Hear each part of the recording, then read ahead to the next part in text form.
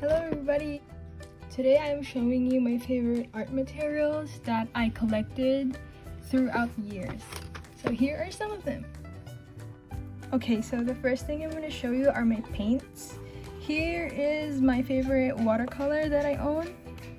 It's already inexpensive and for me it looks great already. These are gouache paints that I put in a medicine container. I use Reeves. This is what it looks like. Reeves wash paints mostly. These are not amazing, but they do me good. I also use Winsor & Newton designer's gouache. Yeah, I mix them and form my own paints sometimes, and yeah, gouache paints are my favorite medium. The next paints, and I think these are my last paints that I'm going to show you, are my acrylic paints. This has been with me for about 6 or 7 years already, and it's still alive because I don't use them that much, you know? Now I'm going to show you some of my artworks that I use these paints on. This is an example of one of them. So I used watercolor and gouache on this, and then I finished it off with details using colored pencils. This is one of my favorite artworks that I did with watercolor and gouache. Here are some of my artworks that I made with acrylic paints. These are pretty recent because I tried to get into acrylics again and to see how far I've come with my skills. Maybe soon I get to like paint more on canvas panels with acrylic paints again because these look great. Yeah. The next one I wanted to show you are my markers. So this is one of my favorite markers that I bought about 3 years ago, 4 years ago. I don't exactly remember when, but recently I don't use them anymore, but they are great. It kind of pains me that I don't use them that much because they are expensive. Yeah, sometimes I do use them for sketching. Later I'm going to show you some examples of some drawings I use this on. The next markers I wanted to show you are these two Tombow Duo brush pens. I really like these ones. They are very vibrant, and unlike the Copic alcohol markers, they are water-based. They can act like watercolor too if you want. Lastly, these are my Posca pen markers. I use them not that much, but they are very vibrant too. Now I'm going to show you some of my art that I use these on. Here is an example of what I did with the Copic markers before. I layered the alcohol markers on with colored pencils because with alcohol markers you can only do so much with detailing. And now this is a spread on my recent sketchbook that I also showed you in my previous YouTube videos. I used Tombow markers on this whole spread. It's more vibrant in real life and I really like how it looks.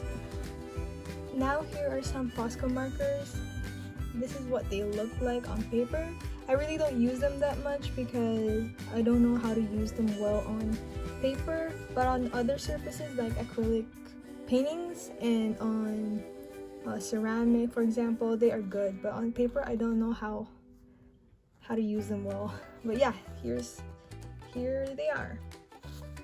And the next art materials that I wanted to show you are my colored pencils. For the first one is my Faber-Castell classic colored pencils. I got this from the Philippines way before I moved to the States, and I don't use them that much anymore, but I do use them mainly for sketching. For the next one, I also use the brand Faber-Castell. The difference between this and the other one is this is watercolor pencils.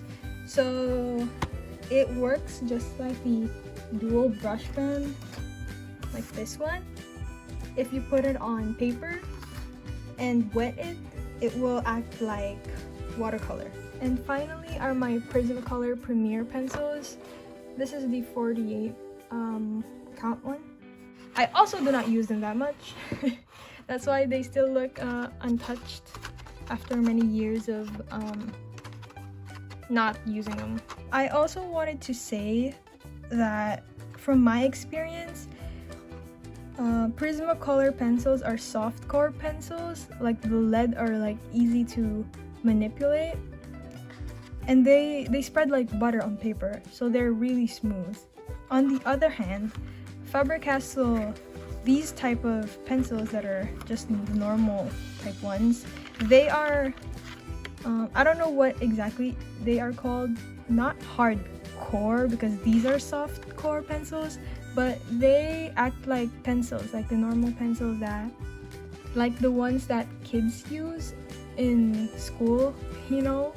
So it all depends on the artist, or it all depends on you if which one you like more using. For me, I really like using both.